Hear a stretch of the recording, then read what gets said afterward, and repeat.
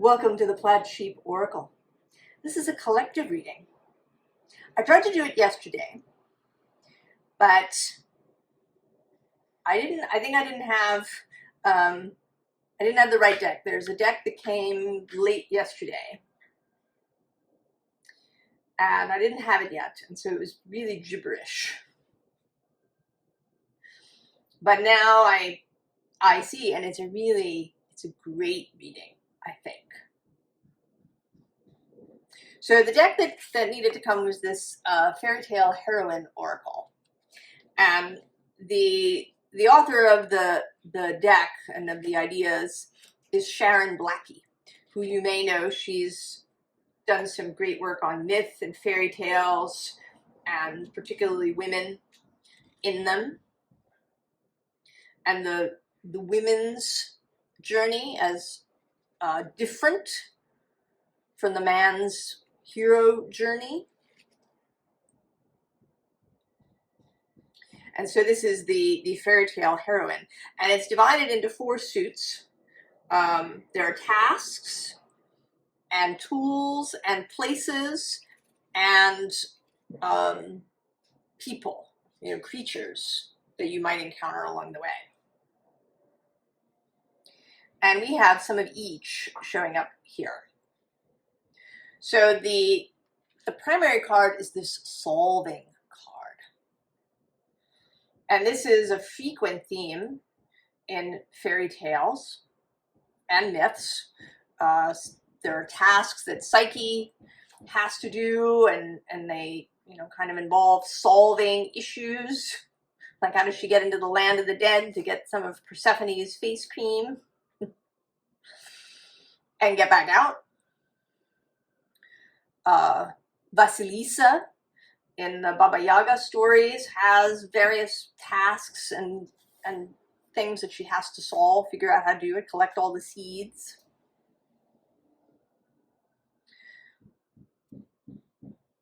So there is a use of wit, of intellect, of cleverness, but also of relationship, because often there are creatures or beings that assist in the solving of the riddle, right? There's a being that helps the queen learn Rumpelstiltskin's name,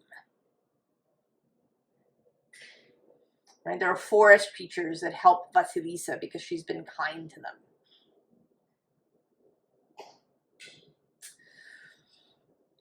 So it's like this pathway that we're on that involves this solving, and the bottom of the deck is the glass mountain. And this is a really insurmountable sort of obstacle. It's not like a regular mountain that you can climb up because it's made of smooth glass. And at the same time, it feels like it might be sort of a taunt, right? You can see right through it to the other side where you want to be. And there are ways in which different heroines solve the glass mountain. So it seems to me that there is for us a glass mountain of some kind that we have been wanting to surmount, to climb, to get to the other side of, perhaps. And that there is a clever solution to this issue. The visible underlying here is the thread.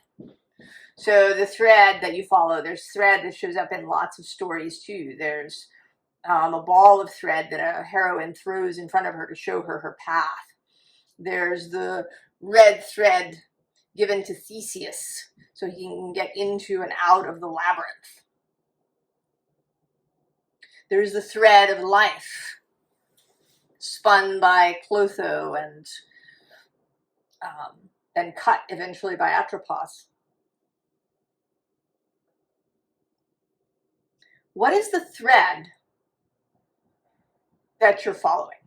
Now, under the thread is actually this box. And the box, too, sometimes it may have a treasure, and sometimes it may be like Pandora's box. So there's something here about discernment. We want to surmount or get to the top of the glass mountain. What thread have we been following to do this? It may be that we've been following a thread that's leading us nowhere.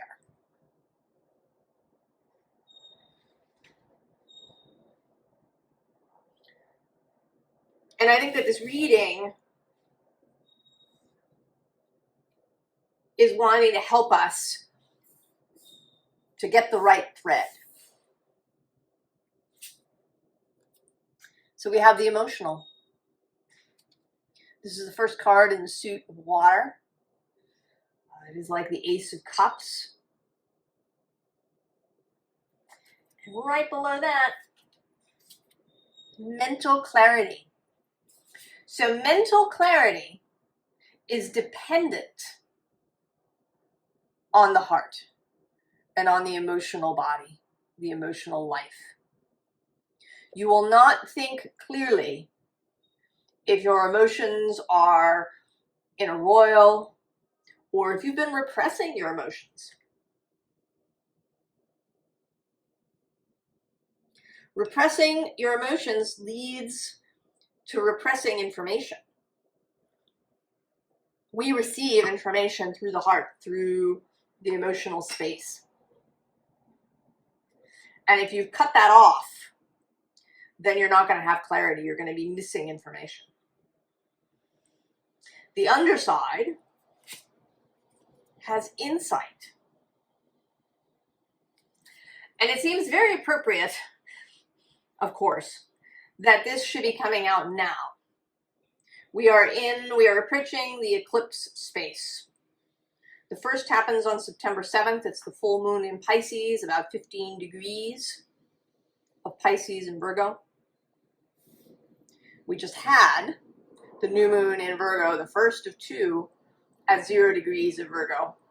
And then the second eclipse is on September 21st at 29 degrees of Virgo.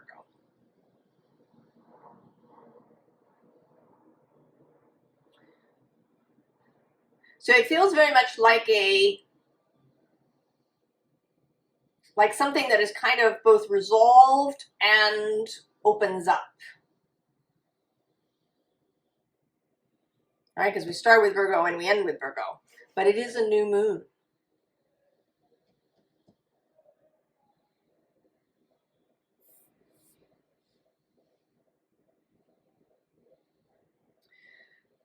And Virgo is all about this combination of the body and the mind. It's an earth sign, and it has Mercury as its guiding planet. So speed, intellect, spirit, cleverness, trickery, even, with Mercury.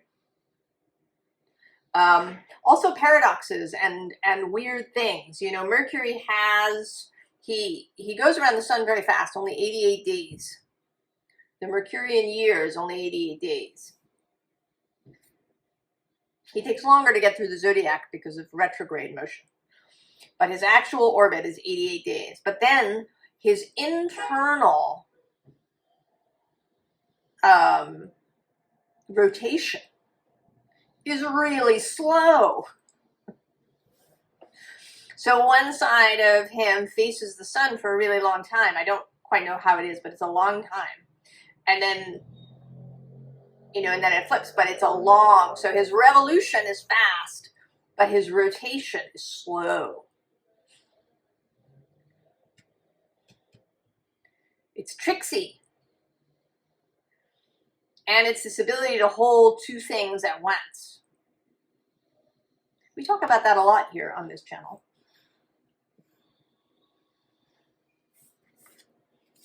So we have the observer.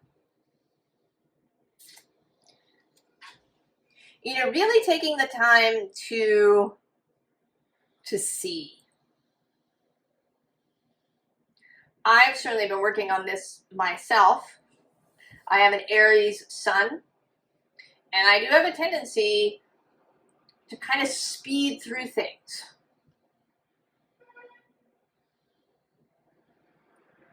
And I think that that means that sometimes I miss stuff. You know, I don't see something that's important.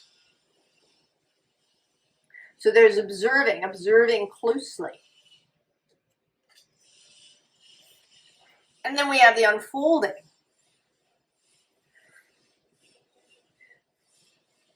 All that is happening being, you know, unfolding in a beautiful way. I don't know that it's all, you know, according to plan exactly. I think maybe the sort of general idea is according to plan. But I think there's lots of surprises for everybody, for you and your soul, that happen along the way. But that it is all unfolding beautifully. And then we have ascension, which, you know, looks like this glass mountain.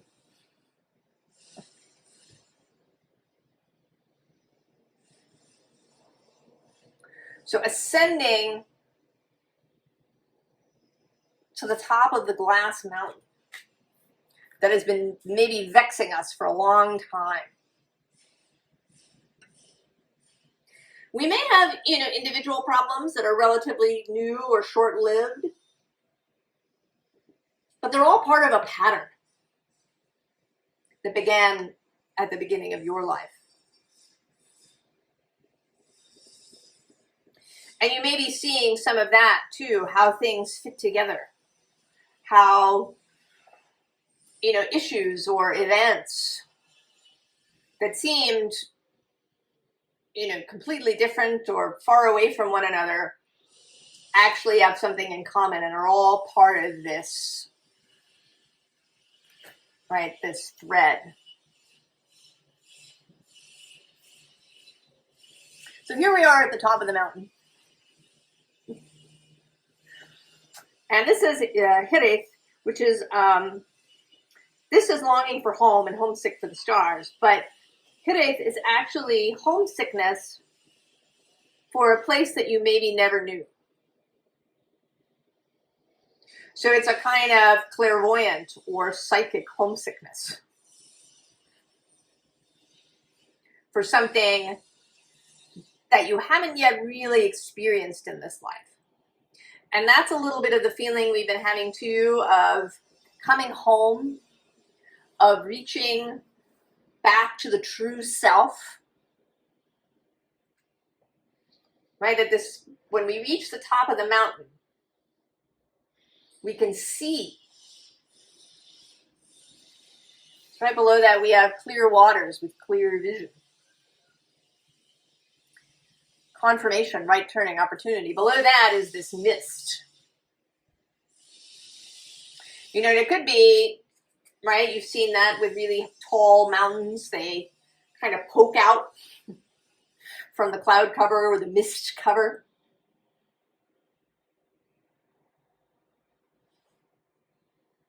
The underside here is let it rain.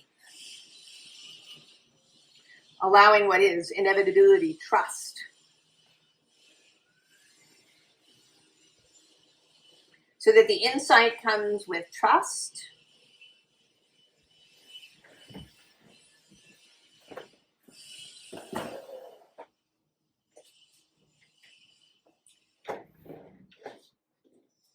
They're working on the facade of my building. There's a little noise.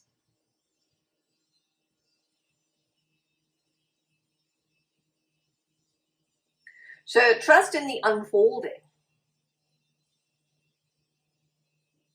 Trust in following the thread. And the discernment that allows you to trust is the emotional. How does it feel?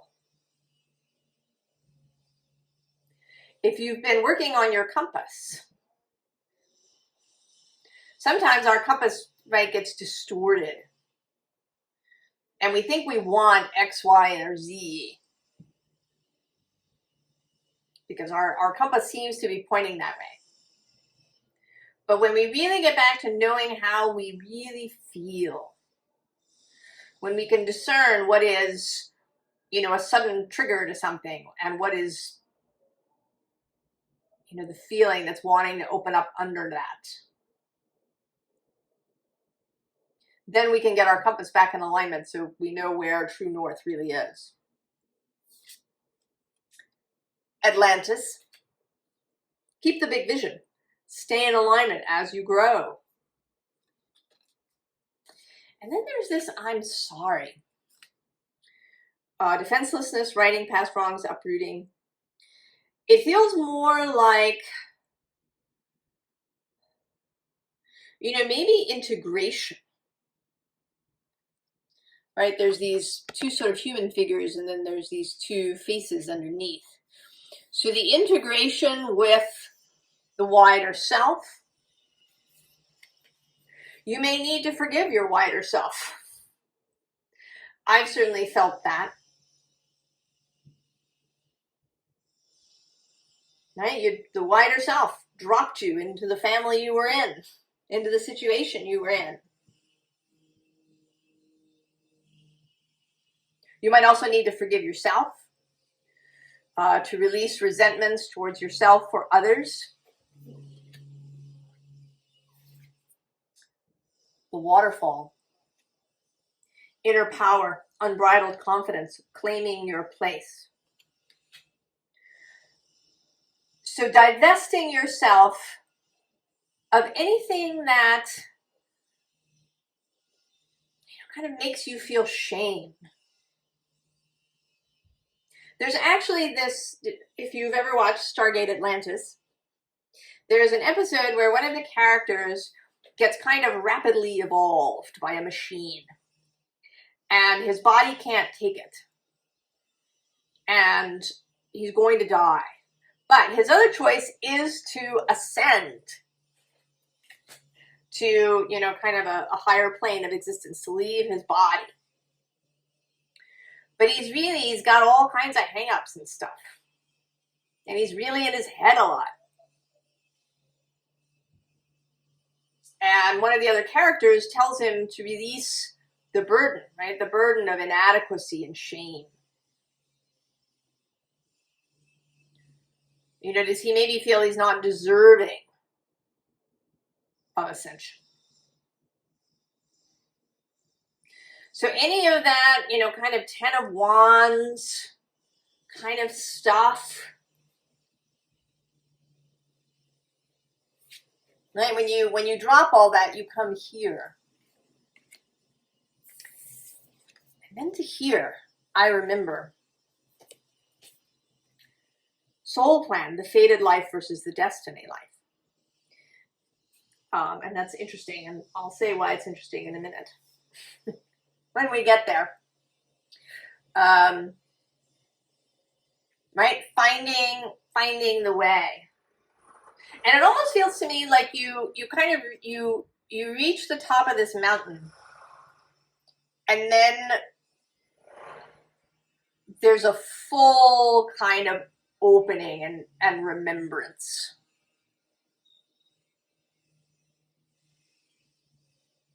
You know, that this pool is actually up here at the top of the mountain.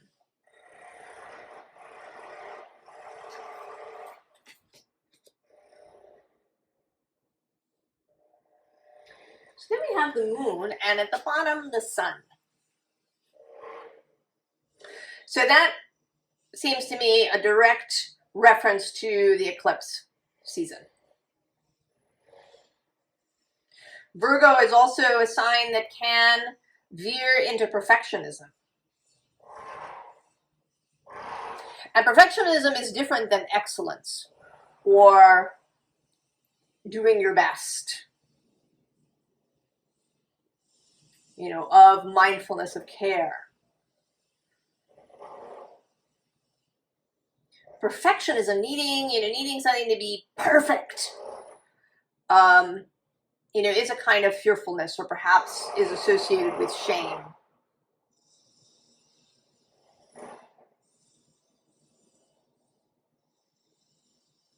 So this Virgo, and we are right? Because the eclipses are in Virgo, it's also because the South Node is passing through there. This kind of double releasing of the double Virgo new moon.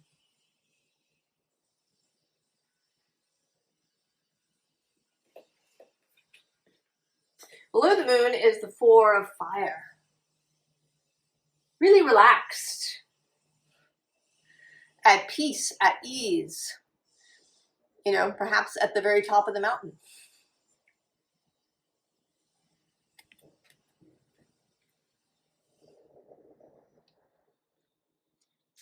We have the Emperor.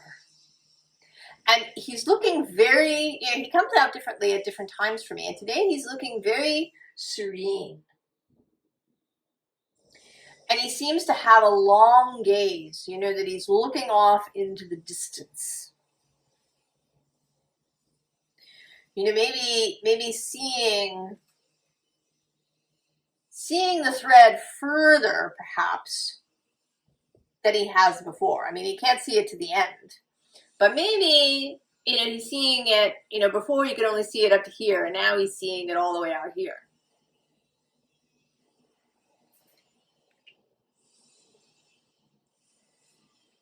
Right? There's a sense of ease about him, of readiness, right? A beginning, a sense of dedication here with this Eight of Earth, and a dedication to, you know, I want to say this is about your whole life and not just one facet of it, but about seeing your life as a work of art and craft. And all parts of it, not just the bits that you know, really wanted or that you're focused on, but your whole life.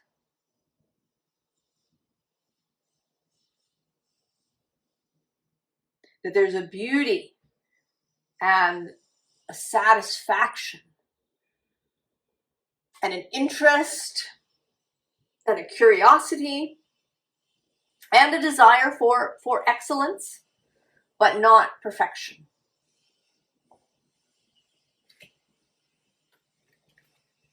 And then the Ace of Fire. They're ready to go. And right beyond the Ace is the Star.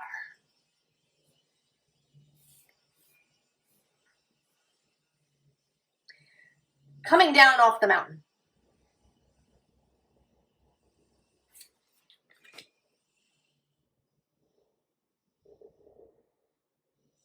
Realizing that the mountain was just a part of the process rather than, you know, the be all and end all. What is that Buddhist thing? Before enlightenment, chop wood, carry water. After enlightenment, chop wood, carry water. But I think that it's different after enlightenment. That the feeling of doing those tasks changes. Because you see them all as part of the unfolding.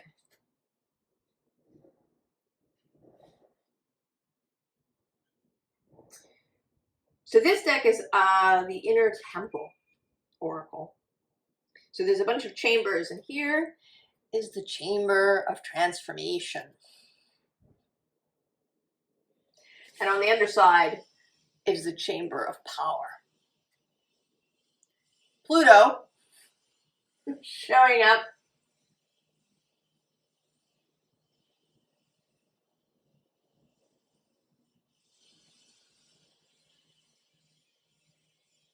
I do think of Aquarius and Virgo as having lots of things in common. And so there is, I think, an affinity. And also that eclipses have an affinity with Pluto.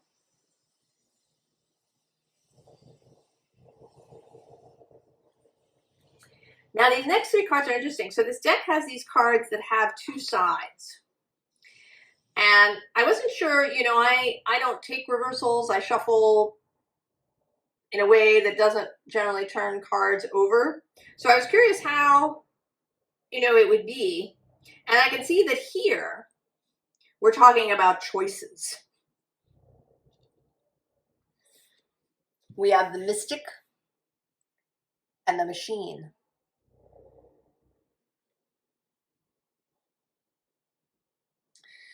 Some people also call it empire. And it isn't about any particular person or group or, the tech bros or the billionaires. It's not about that. Those details are just a distraction. The question is, how do you see the world? Do you see the world as a mystic does, as imbued with consciousness and spirit and God and life force? Or is it a mechanical thing? With stuff that can be used and extruded.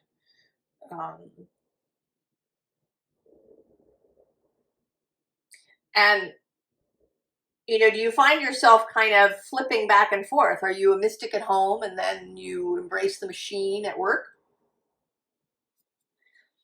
It's true, it might not be so simple to bring the mystic into work, but I think that is part of the challenge.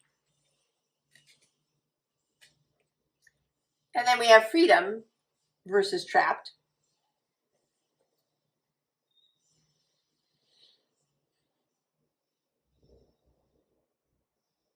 Right, in the bubble looking out.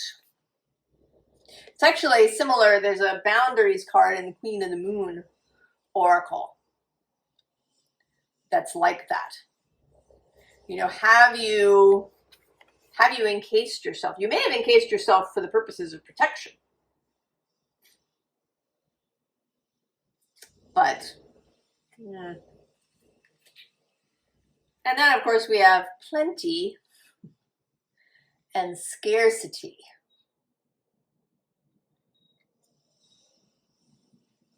Where do you live on a regular basis? Not when you're in your room doing meditation or reading your cards or taking your yoga class. Where are you on the subway or the freeway or in the boardroom or the meeting or your cubicle?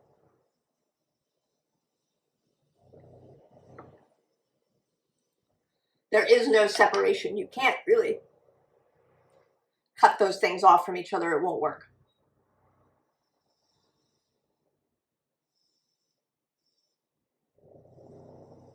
Right, the solving. The solving requires a clear heart and mind that is consistent through life. Now, interestingly, I felt like I should pull advice at the end rather than ahead of time. I don't know why that is, but we will see. Maybe it'll be fun and exciting. Let's see. Something about the energy of this moment.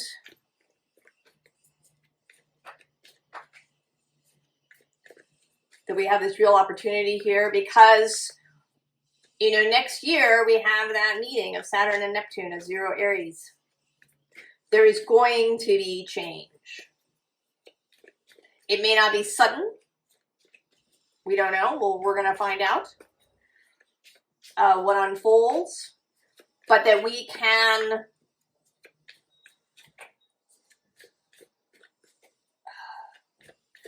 be in a better place for our own unfolding, that we can make choices for ourselves.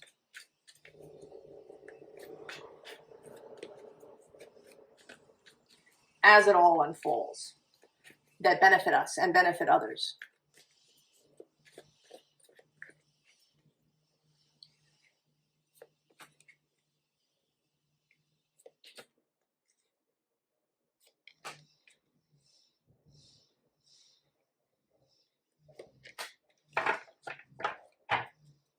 Oh, look, it's the Ace of Cups. We started there, we end there. Who's on the bottom? The Eight of Wands. And this particular Eight of Wands, where it often feels to me like an exchange. It's a little bit like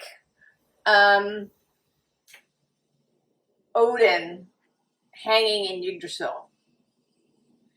Right? He does that and he receives the secrets of the runes.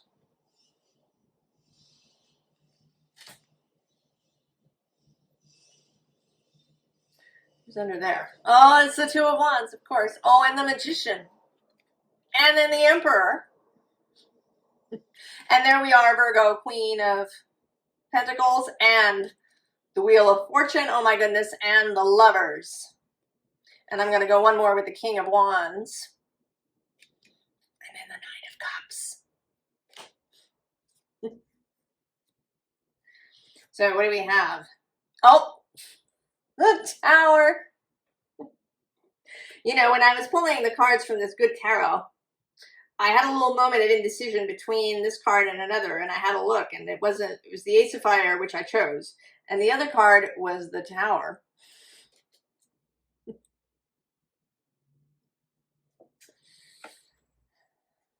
Oh, there's the Eight of Pentacles. The Six of Cups. Communion with thy own soul. And the Ace of Pentacles. So, whatever it is, let it go. Right? Whatever this is. Resentment. Or, you know, it could be other stuff. It could be something that you've built up and you think, you know, I spent all this time on it. Can I just let it go? Yes. Yes, you can.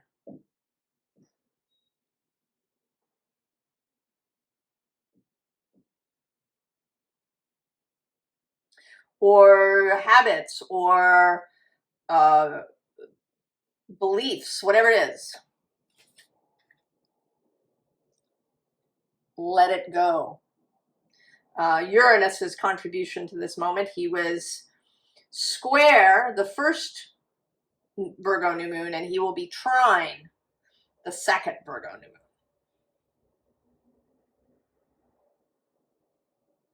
So change coming rapidly. Then the Eight of Pentacles again. And here a really beautiful one where you are in communion with your artwork, with your craft, with your life, I want to say.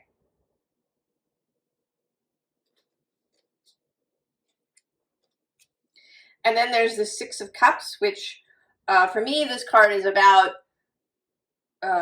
integrating your wider self. Integrating your heart. That which has been with you through your whole life.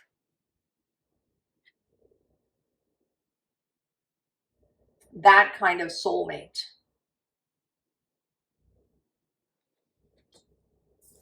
And then, of course, the Ace of Pentacles. And the new thing.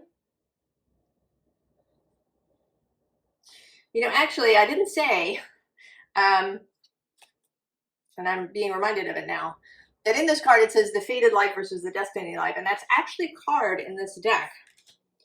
And I'm going to go and look for it.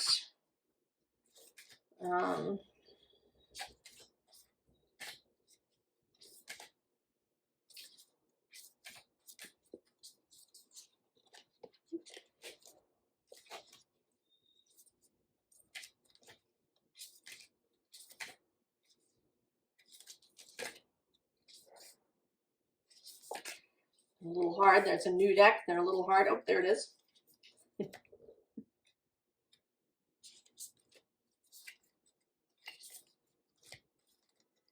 Oh. So, Fated Life, Destiny Life, and it's between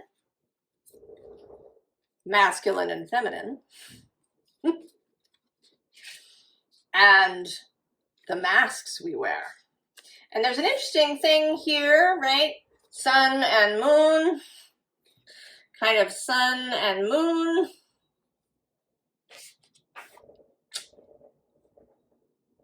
The eclipse coming through very strongly.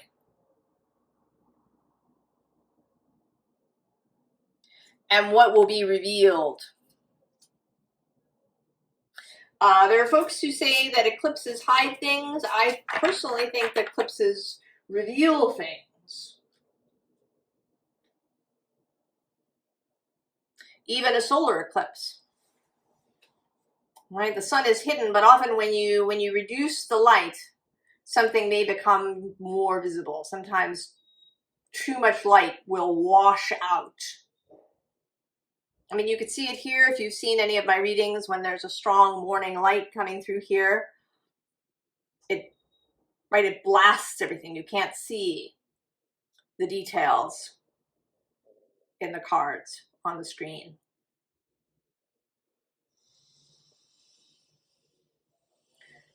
And then when the moon steps in front of the sun, the blinding may go away.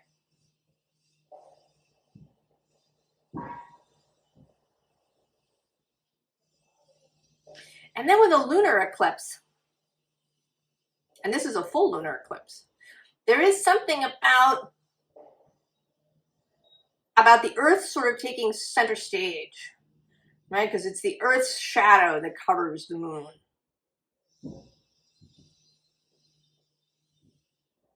So something about Earth and body becoming more present, more centered.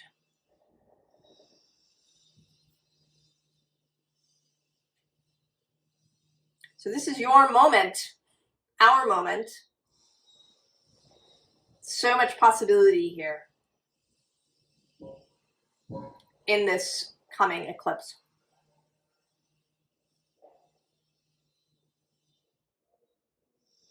I hope this is interesting to you, inspiring, hopeful. I hope it's confirmation for what you've been experiencing, and that you're excited about the possibilities. I wish you the very, very best, and I will see you next time. So long.